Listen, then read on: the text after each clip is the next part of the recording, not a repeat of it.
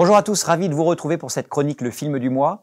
Ce mois-ci, je vous propose de partir à la découverte du film Vaincre ou mourir, qui sort en salle dans quelques jours à peine, le 25 janvier prochain, et qui est la première production au cinéma du Puy du Fou.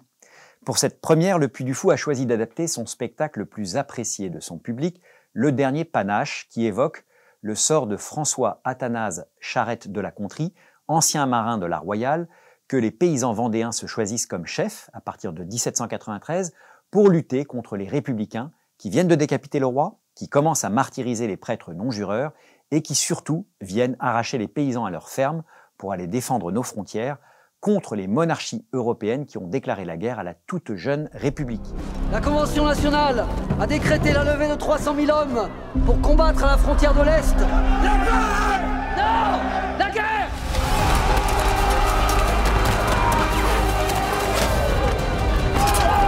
On nous a endormis avec de belles promesses, c'est tout. Mais la paix n'est-elle pas possible?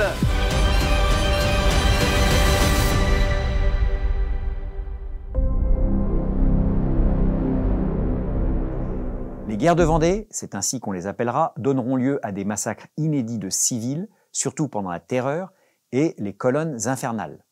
Certains parleront d'ailleurs de génocide vendéen, devant cette volonté implacable d'éradiquer la race maudite des brigands vendéens.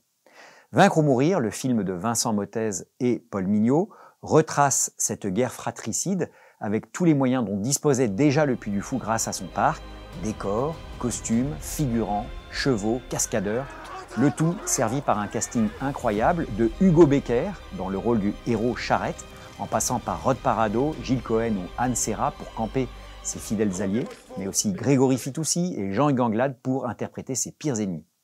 À vous de découvrir cette épique fresque historique sur grand écran dès le 25 janvier prochain.